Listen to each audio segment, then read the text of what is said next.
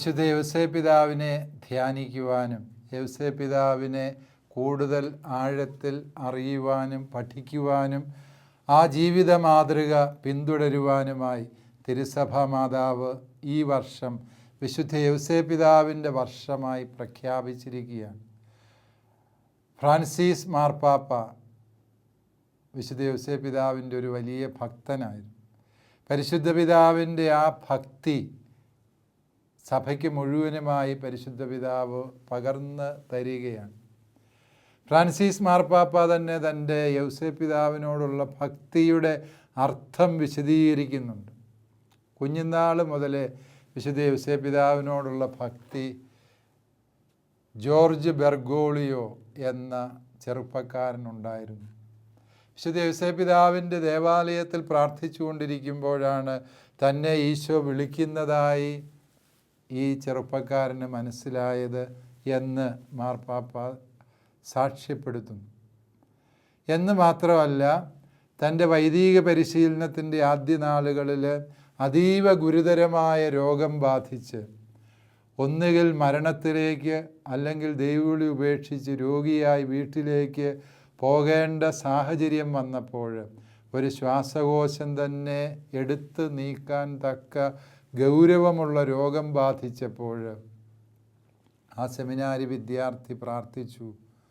തൻ്റെ പ്രിയ മധ്യസ്ഥനായ വിശുദ്ധ യൗസേപ്പിതാവിനോട് പ്രാർത്ഥിച്ചു, എന്നെ പൗരോഹിത്യത്തിൻ്റെ വഴിയിൽ മുന്നോട്ട് നയിച്ചാൽ, അൾത്താരയിൽ ഒരു പരിശുദ്ധ കുർബാന അർപ്പിക്കാൻ എനിക്ക് വേണ്ടി മാധ്യസ്ഥം വഹിച്ചാൽ ജീവിതകാലം മുഴുവനും വിശുദ്ധ യൗസേപ്പിതാവെ അങ്ങയുടെ വിശ്വസ്ത ഭക്തനായി ഞാൻ ജീവിക്കുമെന്ന്. തുടർന്നുള്ളത് ലോകമറിയുന്ന ചരിത്രമാണ്. ഗുരുതരമായി രോഗം ബാധിച്ച വ്യക്തി രോഗവിമുക്തനായി എന്ന് മാത്രമല്ല, അദ്ദേഹം വൈദികനായി, മെത്രാനായി, കർദിനാളായി പത്രോസിൻ്റെ സിംഹാസനത്തിൽ വരെയും എത്തിച്ചേർന്നു. വിശുദ്ധ യൗസേപ്പിതാവ് വളർത്തിയ കുഞ്ഞ് എന്ന് തന്നെ വിശേഷിപ്പിക്കാൻ ഫ്രാൻസിസ് മാർപ്പാപ്പായ്ക്ക് യാതൊരു സങ്കോചവുമില്ല. യൗസേപ്പിതാവിനോടുള്ള വലിയ ഭക്തി അദ്ദേഹം പലവട്ടം ഏറ്റുപറഞ്ഞിട്ടുള്ളതാണ്.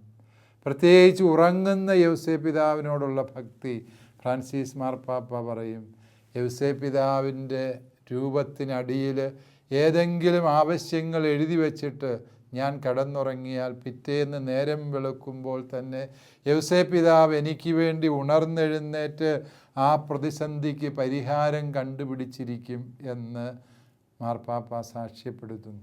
പ്രിയപ്പെട്ടവരെ, യൗസേപ്പിതാവിനോടുള്ള ഭക്തി പരിശുദ്ധ പിതാവിൻ്റെ ഹൃദയരക്തത്തിൽ അലിഞ്ഞ ഭക്തിയാണ് എന്ന് മാർപ്പാപ്പായുടെ ഇത്തരം പ്രസ്താവനകളിലൂടെ, പ്രവർത്തനങ്ങളിലൂടെ നമുക്ക് മനസ്സിലാകുന്നുണ്ട്. എന്നാൽ ഇത് കേവലം മാർപ്പാപ്പായുടെ വ്യക്തിപരമായ ഭക്തി എന്നതിലുപരിയായി തിരുസഭയെ മുഴുവനും മുമ്പോട്ട് നയിക്കാൻ പര്യാപ്തമായ ഒരാധ്യാത്മികത ഈ യൗസേപ്പിതാവിനോടുള്ള ഭക്തിയിലുണ്ട് എന്ന് നാം തിരിച്ചറിയണം.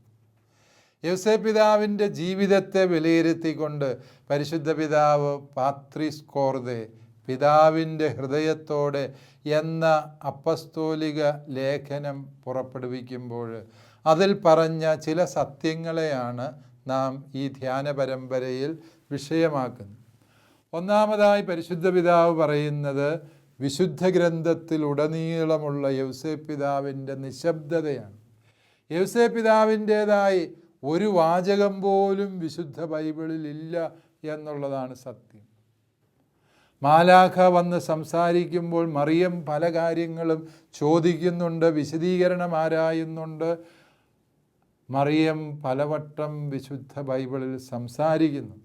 എന്നാൽ മാലാഖ ഇതുപോലെ യൗസേപ്പിതാവിൻ്റെ മുമ്പിൽ വന്നു പറഞ്ഞു എങ്കിലും യൗസേപ്പിതാവിൻ്റേതായ ഒരു വാചകം പോലും ഇല്ല എന്ന് മാത്രമല്ല, യൗസേപ്പിതാവിനെക്കുറിച്ച് വിശുദ്ധ മർക്കോസിൻ്റെ സുവിശേഷത്തിൽ ഒരു സൂചന പോലുമില്ല. ആകെ കൂടി മത്തായിയുടെ സുവിശേഷത്തിലെ ഒരു വിവരണം, ലൂക്കാ സുവിശേഷത്തിലെ വംശാവലിയിലെ സൂചന, യോഹന്നാൻ്റെ സുവിശേഷം 6-ാം അധ്യായം 41-ാം വാക്യത്തിൽ ഇവനാ തച്ചൻ്റെ മകനല്ലേ എന്നുള്ള ചോദ്യം, ഇത്രയൊക്കെ യൗസേപ്പ് പിതാവിനെക്കുറിച്ച് ആകെ മൊത്തം വിശുദ്ധ ഗ്രന്ഥത്തിൽ ഉള്ളൂ എന്ന് നമ്മൾ തിരിച്ചറിയണം. യൗസേപ്പ് രക്ഷാകര ചരിത്രത്തിൽ ഇത്രമേൽ പ്രധാനപ്പെട്ട വ്യക്തിയായിട്ട് പോലും യൗസേപ്പ് പിതാവ് വിശുദ്ധ ഗ്രന്ഥത്തിൽ പരാമർശിക്കപ്പെടുന്നില്ല. എന്ന് മാത്രമല്ല, യൗസേപ്പ് പിതാവിൻ്റെ മരണത്തെക്കുറിച്ച് ഒരു സൂചന പോലും ബൈബിളിലില്ല. കാരണം പുതിയ നിയമ ഗ്രന്ഥങ്ങൾ എഴുതപ്പെടുന്നതിന് മുൻപ് തന്നെ വിശുദ്ധ യൗസേപ്പിൻ്റെ മരണം സംഭവിച്ചിട്ടുണ്ട് എന്നുള്ളത് വസ്തുതാപരമാണ്. ആ അർത്ഥത്തിൽ ചിന്തിക്കുമ്പോൾ യൗസേപ്പ് പിതാവിൻ്റെ മരണത്തെക്കുറിച്ചുള്ള സൂചനയും ബൈബിളിലില്ല എന്ന് നാം തിരിച്ചറിയണം. പ്രിയപ്പെട്ടവരെ, മാർപ്പാപ്പ നമ്മളോട് പറയുന്നൊരു സത്യമുണ്ട്. നാം ഒരുപാട് അധ്വാനിക്കുകയും പ്രവർത്തിക്കുകയും പരിശ്രമിക്കുകയും ചെയ്തിട്ടും നമ്മുടെയൊന്നും പേരുകൾ ഒരിടത്തും എഴുതപ്പെടാതെ പോകാം. നമ്മളെയൊന്നും ആരും ഓർത്തിരിക്കുന്ന പോലും ഉണ്ടാവുന്നില്ല. നമ്മുടെ അധ്വാനത്തിൻ്റെയും കഷ്ടതയുടെയും നന്മ അനുഭവിക്കുന്നവർ നമ്മളെ സമ്പൂർണമായും വിസ്മരിക്കുന്ന സാഹചര്യങ്ങളുണ്ടാകാം. തീർച്ചയായും ഓരോ കുടുംബത്തിലെയും മാതാപിതാക്കൾക്ക് സമാനമായ സങ്കടങ്ങൾ തങ്ങളുടെ വാർദ്ധക്യത്തിൽ പറയാനുണ്ടാവും എന്നത് സത്യമാണ്. അവരൊക്കെ എത്രമേൽ ത്യാഗം ചെയ്തു, കഷ്ടപ്പെട്ടു, അധ്വാനിച്ചു. പക്ഷേ അവരുടെ അധ്വാനത്തെ ആരും വിലമതിക്കുന്നില്ല. പ്രത്യേകിച്ച് മക്കൾ പ്രായപൂർത്തിയായി, അവർ വിവാഹിതരായി, അവർ കുടുംബജീവിതത്തിൻ്റെ വഴികളിലേക്ക് നീങ്ങുമ്പോൾ തങ്ങളുടെ മാതാപിതാക്കളുടെ ഏറ്റവും ചെറിയ ആവശ്യങ്ങളെപ്പോലും അംഗീകരിക്കാനോ അവരെ പിന്തുണയ്ക്കാനോ ഇവർക്ക് കഴിയാറില്ല എന്നത് സത്യം. അപ്രകാരം നമ്മൾ അവഗണിക്കപ്പെടുന്നു എന്ന് തോന്നുമ്പോൾ മാതാപിതാക്കൾക്ക് ദുഃഖമുണ്ടാകാറുണ്ട്. സമർപ്പിതർക്കും വൈദികർക്കും സമാനമായ സങ്കടങ്ങൾ ഉണ്ടാകാറുണ്ട്. എത്രമേൽ ത്യാഗപൂർണമായ ശുശ്രൂഷകളാണ് ഓരോ ഇടവകയിലും വൈദികർ ചെയ്തിട്ടുള്ളത്. സമർപ്പിതരായ സിസ്റ്റേഴ്സ് മനുഷ്യന് ചിന്തിക്കാനാവാത്തത്ര ത്യാഗപൂർണമായ ശുശ്രൂഷകൾ ചെയ്യുന്നുണ്ട്. കുഷ്ഠരോഗികളെ ശുശ്രൂഷിക്കുന്നു. എയ്ഡ്സ് രോഗികളെ സ്വന്തം കുടുംബാംഗങ്ങളെപ്പോലെ കരുതി പരിപാലിക്കുന്നു. അവർ ചെയ്യുന്ന ശുശ്രൂഷകൾ സമാനതകളില്ലാത്ത വിധം മഹത്തരമാണ്.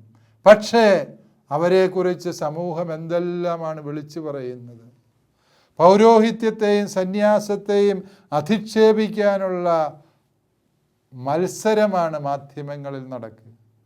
പ്രിയപ്പെട്ടവരെ, പരിശുദ്ധ പിതാവ് വിശുദ്ധ യൗസേപ്പ് പിതാവിൻ്റെ ജീവിതം ചൂണ്ടിക്കാണിച്ചുകൊണ്ട് പറയുകയാണ്, രക്ഷാകര ചരിത്രത്തിൽ ദൈവം നമുക്ക് ചിലപ്പോൾ അവസാനത്തെ നിരയിൽ നിഴലുപോലെ നിൽക്കാൻ നിയോഗം തന്നിട്ടുണ്ടാകാം. ഈ ഭൂമി തരുന്ന അംഗീകാരത്തിന് വേണ്ടി വ്യഗ്രതപ്പെടരുത്. ഈ ഭൂമിയുടെ ചരിത്രത്താളുകളിൽ നമ്മുടെ പേരുകൾ തങ്കലിപികളിൽ രേഖപ്പെടുത്തണം എന്ന് വാശി പിടിക്കരുത്. നമ്മുടെ നന്മയുടെ പ്രയോജനങ്ങൾ അനുഭവിച്ചവരെല്ലാം നമ്മളോട് നിരന്തരം കൃതജ്ഞതയുള്ളവരായിരിക്കണം എന്ന നിർബന്ധ ബുദ്ധി പിടിക്കരുത്.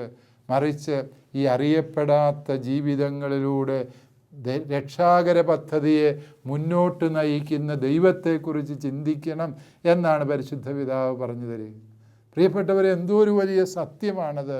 രക്ഷാകര ചരിത്രത്തെ മുന്നോട്ട് നയിക്കുന്നതൊക്കെയും ഇത്തരത്തിലുള്ള നിശബ്ദമായ സാന്നിധ്യങ്ങളാണ് എന്ന് തിരുവചനം നമ്മെ പലവട്ടം ഓർമ്മിപ്പിക്കുന്നുണ്ട് എന്നുള്ളതാണ് സത്യം.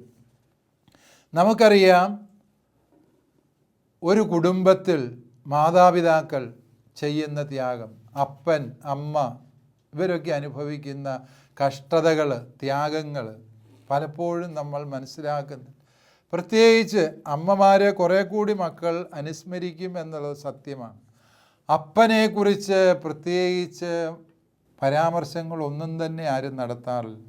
അമ്മമാർ 10 മാസം നൊന്ത് പ്രസവിച്ചതിനെക്കുറിച്ച്, 10 മാസം ചുമന്നതിനെക്കുറിച്ച് ഒക്കെയും പലപ്പോഴും മക്കൾ അനുസ്മരിക്കുകയും ഏറ്റുപറയുകയും ചെയ്യുന്നുണ്ട്. പക്ഷേ ഒരപ്പൻ്റെ ദുഃഖങ്ങൾ പലപ്പോഴും ആരും മനസ്സിലാക്കുന്നില്ല, അത് അംഗീകരിക്കപ്പെടുന്നില്ല എന്നുള്ളത് ഒരു യാഥാർത്ഥ്യമാണ്. എത്രയോ അപ്പന്മാർ പകലന്തിയോളം പണിയെടുത്ത് വെയിൽ കൊണ്ടു അവർ കൊണ്ട വെയിലാണ് മക്കളുടെ ജീവിതത്തിൻ്റെ തണല് എന്ന് മലയാളത്തിൻ്റെ ഒരു പ്രിയപ്പെട്ട കവി പാടിയത് നമ്മൾ മറന്നു പോകരുത്. ഓരോ അപ്പനും കൊണ്ട വെയിലാണ് മക്കളുടെ ജീവിതത്തിൻ്റെ തണലായി മാറിയത്. ഓരോ അപ്പനും വിയർത്തതിൻ്റെ ഫലമായിട്ടാണ് മക്കളുടെ ജീവിതത്തിൽ കുളിർമയുണ്ടായത് എന്ന സത്യം നാം തിരിച്ചറിയണം. ഓരോ അപ്പനും സഹിച്ച കഷ്ടതകളും വേദനകളുമാണ് മക്കളുടെ ജീവിതത്തിൻ്റെ ഐശ്വര്യമായി മാറിയത്. ഓരോ അപ്പനും അനുഭവിച്ച അപമാനങ്ങളാണ് മക്കളുടെ ജീവിതത്തിൻ്റെ മഹത്വങ്ങളായി പരിണമിച്ചത് എന്ന സത്യം പ്രിയപ്പെട്ടവരെ നാം തിരിച്ചറിയണം. അതുകൊണ്ടാണ് സുഭാഷിതങ്ങളുടെ പുസ്തകം 20-ാം അധ്യായത്തിൽ വളരെ വിചിത്രമായൊരു വചനം നമ്മൾ വായിക്കുന്നുണ്ട്. അപ്പനെ ശപിക്കുന്നവൻ, അപ്പനോട് നന്ദിയില്ലാതെ പ്രവർത്തിക്കുന്നവൻ എന്നാണ് അതിൻ്റെ അർത്ഥം. അപ്പനോട് നന്ദിയില്ലാതെ പ്രവർത്തിക്കുന്നവന് തിരുവചനം കൊടുക്കുന്നൊരു മുന്നറിയിപ്പാണ്, അവൻ്റെ ജീവിതത്തിൽ അന്ധകാരത്തിൽ പ്രകാശം കെട്ടുപോകും എന്ന്.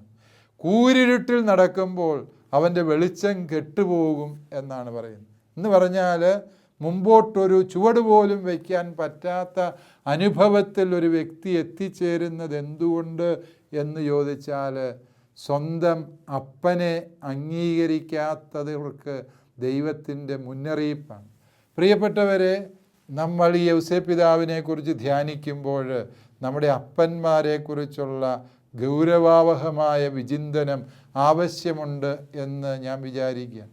പ്രത്യേകിച്ച് ഈ മലയാളക്കരയിൽ ഏറ്റവും അധികം അവഗണിക്കപ്പെട്ട ഒരു വിഭാഗം ഏത് എന്ന് ചോദിച്ചാൽ പ്രായമായ അപ്പന്മാരാണ് എന്നുള്ളത് സത്യം.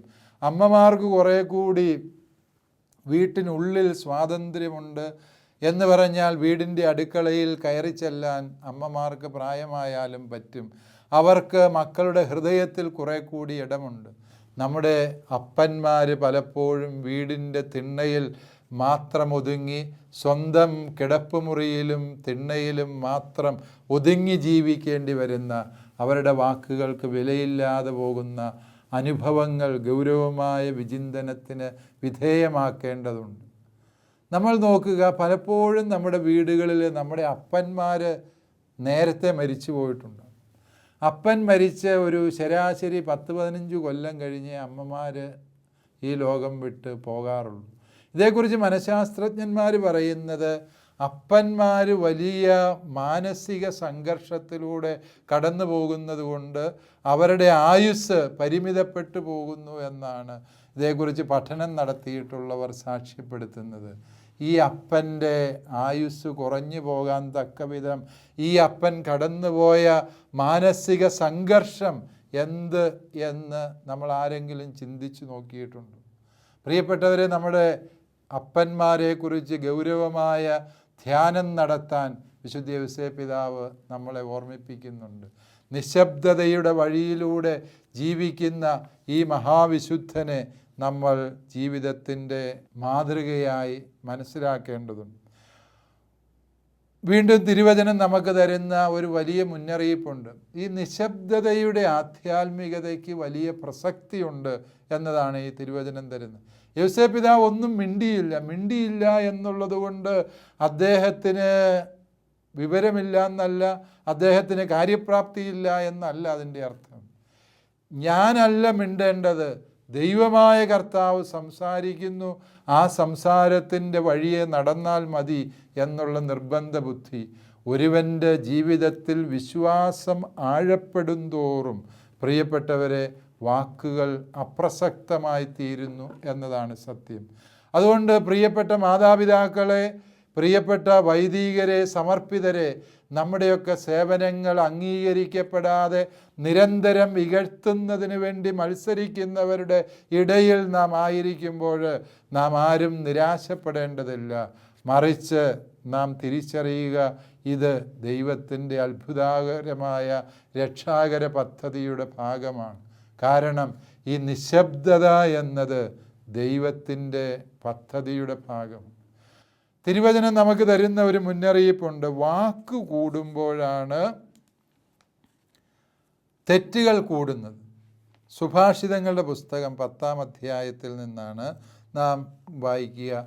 വാക്ക് വർദ്ധിക്കുമ്പോൾ തെറ്റ് കൂടുന്നു എന്ന് പറഞ്ഞാൽ നമ്മൾ ഒരുപാട് സംസാരിക്കുമ്പോൾ നമ്മളുടെ ഭാഗത്തെ തെറ്റുകൾ വർദ്ധിക്കുക. നാവിനെ നിയന്ത്രിച്ച് ജീവിക്കുക എന്നുള്ളത് വിശുദ്ധ യൗസേപ്പിതാവ് നമുക്ക് തരുന്ന സുന്ദരമായ പാഠമാണ്. നമ്മളെ മറ്റുള്ളവർ അംഗീകരിച്ചില്ല, നമ്മുടെ വാക്കുകൾക്ക് വില കൽപ്പിക്കുന്നില്ല, നമ്മളെ മിണ്ടാൻ പോലും അനുവദിക്കുന്നില്ല എന്ന് കാണുമ്പോഴും നമ്മൾ നിരാശപ്പെടേണ്ടതില്ല. കാരണം നമുക്ക് വേണ്ടി ദൈവമായ കർത്താവ് സംസാരിക്കും. ഞാൻ സംസാരിച്ചില്ല എന്ന് വിചാരിച്ച് എൻ്റെ ആശയങ്ങളും എൻ്റെ സ്വപ്നങ്ങളും പാഴായി പോകാൻ ദൈവം അനുവദിക്കുകയില്ല. മറിച്ച് ദൈവമായ കർത്താവ് നമുക്ക് വേണ്ടി ഇടപെടും എന്നുള്ള പരമമായ യാഥാർത്ഥ്യം പ്രിയപ്പെട്ടവരെ നാം എല്ലാവരും മനസ്സിലാക്കേണ്ടതുണ്ട്. വാസ്തവത്തിൽ നമ്മൾ ചിന്തിച്ചും ആലോചിച്ചുമാണ് നമ്മുടെ ജീവിതത്തെ കൂടുതൽ കൂടുതൽ സങ്കീർണമാക്കുന്നത് എന്ന് നമുക്ക് തിരിച്ചറിയാൻ വേണ്ടി പറ്റും. ഉദാഹരണം പറഞ്ഞാൽ സഭാപ്രഭാഷകൻ്റെ പുസ്തകം 7-ാം അധ്യായം 29-ാമത്തെ തിരുവചനത്തിൽ നമ്മളെ വളരെ ചിന്തിപ്പിക്കുന്ന ഒരു വചനമാണ് സഭാപ്രഭാഷകൻ പറയുന്നത്. സഭാപ്രഭാഷകൻ പറയുന്ന ഇതാണ്: ഞാൻ കണ്ട ഒരു വലിയ സത്യം ഇതാണ്. സഭാപ്രഭാഷകൻ പറയുകയാണ്, ദൈവം മനുഷ്യനെ സരളഹൃദയനായി സൃഷ്ടിച്ചു, എന്നാൽ അവൻ്റെ സങ്കീർണ പ്രശ്നങ്ങൾ അവൻ്റെ തന്നെ സൃഷ്ടിയാണ്. നമ്മുടെ ജീവിതത്തിൽ നാം അനുഭവിക്കുന്ന പ്രതിസന്ധികളുടെയൊക്കെയും പിന്നിൽ നാം അനാവശ്യമായി ചിന്തിച്ചു കൂട്ടുന്ന വ്യഗ്രതകളാണ്, നാം അനാവശ്യമായി പറഞ്ഞുണ്ടാക്കിയ പ്രതിസന്ധികളാണ്, നമ്മൾ ചെയ്തു കൂട്ടിയ പ്രവർത്തികളുടെ അനന്തരഫലമാണ് നമ്മുടെ ജീവിതത്തിൻ്റെ സങ്കീർണതകൾ. വിശുദ്ധ യൗസേപ്പിതാവ് ജീവിതത്തെ സരളമായി തന്നെ മുന്നോട്ട് കൊണ്ടുപോയി. അതിന് അദ്ദേഹം ചെയ്തതെന്താണ്? ദൈവം തന്നോട് എന്ത് പറഞ്ഞോ അത് കൃത്യമായി അക്ഷരം പ്രതി ജീവിതം കൊണ്ട് സാക്ഷാത്കരിച്ചു എന്നുള്ളതാണ് ആ ജീവിതത്തിൻ്റെ നിശബ്ദതയുടെ മഹത്വം എന്ന് പ്രിയപ്പെട്ടവരെ നാം തിരിച്ചറിയണം. ജീവിതത്തിൽ ഇതുപോലെ നിശബ്ദത പാലിച്ച് ജീവിക്കുവാൻ സാധിക്കുമോ? ഞാൻ വിചാരിക്കുന്നു, ശാന്തനാകൂ, ഞാൻ ദൈവമാണെന്നറിയൂ എന്ന് സങ്കീർത്തകൻ പറഞ്ഞു തരുന്നുണ്ട്. 46-ാം സങ്കീർത്തനത്തിൻ്റെ 10-ാമത്തെ തിരുവചനമാണ്. ശാന്തനാകൂ, ഞാൻ ദൈവമാണെന്നറിയൂ. ഏലിയാ പ്രവാചകൻ ബാലിൻ്റെ പ്രവാചകന്മാരെ വെല്ലുവിളിച്ച് അവരെ ഇല്ലായ്മ ചെയ്ത്, ആഹാബിനെ വെല്ലുവിളിച്ച് ജസബേലിനെ അമ്പരപ്പിച്ച ശേഷം അവൻ രാജ്യം വിട്ടുപോവുകയാണ്. ഏറെ നാളുകൾ നടന്ന് പരീക്ഷീണനായി ഗുഹയിൽ അഭയം പ്രാപിച്ച ഏലിയായ്ക്ക് ദൈവം ദർശനം കൊടുക്കുന്ന രംഗം വിശുദ്ധ ഗ്രന്ഥത്തിൽ നാം വായിക്കുന്നു. കൊടുങ്കാറ്റായി വലിയ ശബ്ദഘോഷങ്ങളോടുകൂടി എന്തോ കടന്നുപോയി. അത് ദൈവമാണെന്ന് ഏലിയ വിചാരിച്ചു. പിന്നീടുണ്ടായത് വലിയ ഇടിമുഴക്കമാണ്. അതും ദൈവത്തിൻ്റെ സാന്നിധ്യമാണ് എന്ന് ഏലിയ തെറ്റിദ്ധരിച്ചു. ഭൂമി കുലുക്കമുണ്ടായി. ദൈവസാന്നിധ്യമാണെന്ന് ഏലിയ വിചാരിച്ചു. പക്ഷെ ദൈവം പറഞ്ഞു, ഇതൊന്നുമല്ല ദൈവസാന്നിധ്യം. ദൈവസാന്നിധ്യം ഏലിയ അറിയുന്നത് ഒരു ഇളങ്കാറ്റിൻ്റെ രൂപത്തിൽ, ഒരു പുൽക്കൊടിയെ പോലും നോവിക്കാതെ കടന്നു പോകുന്ന ഇളങ്കാറ്റിൻ്റെ രൂപത്തിൽ ദൈവം കടന്നുപോയപ്പോൾ ഏലിയ ദൈവത്തിൻ്റെ സ്വരം കേട്ടു. ഇതാണ് ഞാൻ. പ്രിയപ്പെട്ടവരെ, ദൈവം പ്രവർത്തിക്കുന്നത് ഇപ്രകാരം ചെറിയ മനുഷ്യരിലൂടെയാണ്. പ്രഭാഷകൻ്റെ പുസ്തകത്തിൽ നാം വായിക്കുന്നുണ്ട്, 38-ാം അധ്യായം 28-ാമത്തെ തിരുവചനത്തിൽ, ദൈവം ഏറ്റവും ചെറിയ മനുഷ്യരിലൂടെയാണ് വലിയ കാര്യങ്ങൾ പ്രവർത്തിക്കുന്നത് എന്നാണ് നമുക്ക് നൽകുന്ന വലിയൊരു ഉൾക്കാഴ്ച. ദൈവം ചെറിയ മനുഷ്യരിലൂടെ വലിയ കാര്യങ്ങൾ പ്രവർത്തിക്കുന്നു എന്ന്. നമ്മൾ വിചാരിക്കും നമ്മൾ വലിയ വലിയ സ്ഥാനങ്ങളിൽ ഇരിക്കുന്നവരാണ് ഈ രക്ഷാകര പദ്ധതിയൊക്കെ മുമ്പോട്ട് കൊണ്ടുപോകുന്നത് എന്ന് നമ്മൾ തെറ്റിദ്ധരിക്കും. എന്നാൽ ഏറ്റവും ചെറിയവൻ അവനിലൂടെയാണ് ദൈവം പ്രവർത്തിക്കുന്നത്. പ്രിയപ്പെട്ടവരെ, നമ്മൾ വിചാരിക്കുന്നുണ്ട് ഈ കോവിഡ് കാലത്ത് ഒരുപാട് വലിയ കാര്യങ്ങൾ നമ്മൾ കേട്ടു. നമ്മുടെ പ്രധാനമന്ത്രി മിക്കവാറും രാഷ്ട്രത്തെ അഭിസംബോധന ചെയ്തു, മുഖ്യമന്ത്രി സംസാരിക്കുന്നു, ആരോഗ്യമന്ത്രിമാർ സംസാരിക്കുന്നു. പക്ഷേ ഇവരൊന്നും അല്ല യഥാർത്ഥത്തിൽ കോവിഡിനെ പ്രതിരോധിച്ചത്. മുഖവും ശരീരവും PPE കിറ്റിട്ട് മൂടി നമുക്ക് മുമ്പിൽ വന്ന എത്രയോ ജീവിതങ്ങളുണ്ട്. ജീവൻ പണയം വെച്ച് അധ്വാനിച്ച പാവപ്പെട്ട നേഴ്സുമാർ, ഡോക്ടർമാർ, ആരോഗ്യ പ്രവർത്തകർ, അവരൊക്കെയല്ലേ വാസ്തവത്തിൽ നിശബ്ദമായ സേവനത്തിലൂടെ നമ്മെ സംരക്ഷിച്ചതും നമ്മുടെ ആരോഗ്യത്തിന് കാവൽ നിന്നതും എന്ന് തിരിച്ചറിയുക. അതുകൊണ്ട് ഈ വലുതിൻ്റെ പിന്നാലെ ഓടാൻ, അല്ലെങ്കിൽ സ്ഥാനമാനങ്ങൾക്ക് പിന്നാലെ വ്യഗ്രതപ്പെടാനുള്ള മനുഷ്യൻ്റെ പ്രലോഭനത്തെയാണ് തിരുവചനം വിശുദ്ധ യൗസേപ്പിലൂടെ നമുക്ക് മാതൃക കാണിച്ചു തരുന്നത്. ഈ മഹാവിശുദ്ധൻ്റെ ജീവിതം വാസ്തവത്തിൽ സ്വർഗപിതാവിൻ്റെ ഭൂമിയിലെ നിഴലായ ജീവിതമാണ് എന്ന് മാർപ്പാപ്പ പറയുമ്പോൾ, ദൈവം ഈ ഭൂമിയിൽ പ്രവർത്തിക്കുന്നത് ഇത്രമേൽ സരളമായിട്ടാണ്, നിശബ്ദമായിട്ടാണ്. അവിടുന്ന് ബഹളം വയ്ക്കാത്ത ദൈവമാണ് എന്ന സത്യം നാം തിരിച്ചറിയണം. സ്ഥാനമാനങ്ങൾക്ക് വേണ്ടി, അംഗീകാരത്തിന് വേണ്ടി, വ്യഗ്രതയ്ക്ക് വേണ്ടിയുള്ള നമ്മുടെ എല്ലാ മത്സരങ്ങളും നമുക്ക് അവസാനിപ്പിക്കാം. ഈ ധ്യാനത്തിൻ്റെ ആദ്യ ദിനത്തിൽ എനിക്ക് നിങ്ങളോട് പങ്കുവയ്ക്കാനുള്ള സൽക്രിയ, യോസേപ്പ് പിതാവിൻ്റെ വണക്കമാസത്തിൽ നമുക്ക് ഒരു സൽക്രിയ ചെയ്യുന്ന പതിവ് ഉണ്ട്. സൽക്രിയ എന്ന് പറയുന്നത്, ഇന്നത്തെ സൽക്രിയ ഇതാണ്: നിങ്ങളെല്ലാവരും നിങ്ങളുടെ അപ്പന്മാരെ കുറിച്ച് ചിന്തിക്കണം. അവർ ജീവിച്ചിരിപ്പുണ്ട് എങ്കിൽ സത്യമായും അവരെ ഓർക്കണം, അവരെ ഫോൺ വിളിക്കണം. അവർ അകലങ്ങളിലാണ് എങ്കിൽ അവരെ ഫോൺ വിളിച്ച് സംസാരിക്കുക. അവരോടുള്ള നിങ്ങളുടെ സ്നേഹം കൂടുതൽ ആർദ്രമായി വെളിപ്പെടുത്തുക. അവർ നിങ്ങളുടെ വീട്ടിലുണ്ട് എങ്കിൽ വിശുദ്ധ യൗസേപ്പ് പിതാവിൻ്റെ തിരുനാളിന് നിങ്ങളെ അപ്പനെ ആദരിക്കാൻ ഏതെല്ലാം വഴിയിൽ നിങ്ങൾക്ക് സാധിക്കുമോ അപ്രകാരം നിങ്ങൾ നിങ്ങളുടെ അപ്പന്മാരെ ആദരിക്കുക, സ്നേഹിക്കുക. അവർ മരിച്ചുപോയി എങ്കിൽ ഈ നാളുകളിൽ അവർക്ക് വേണ്ടി തീക്ഷ്ണമായി പ്രാർത്ഥിക്കുക. നമ്മുടെ അപ്പന്മാരുടെ നിശബ്ദ സേവനങ്ങളാണ് നമ്മുടെ ജീവിതത്തിൻ്റെ ഐശ്വര്യവും സന്തോഷവും സംതൃപ്തിയും എന്ന് മനസ്സിലാക്കി ജീവിക്കാം. ദൈവം നമ്മെ എല്ലാവരെയും സമൃദ്ധമായി അനുഗ്രഹിക്കും.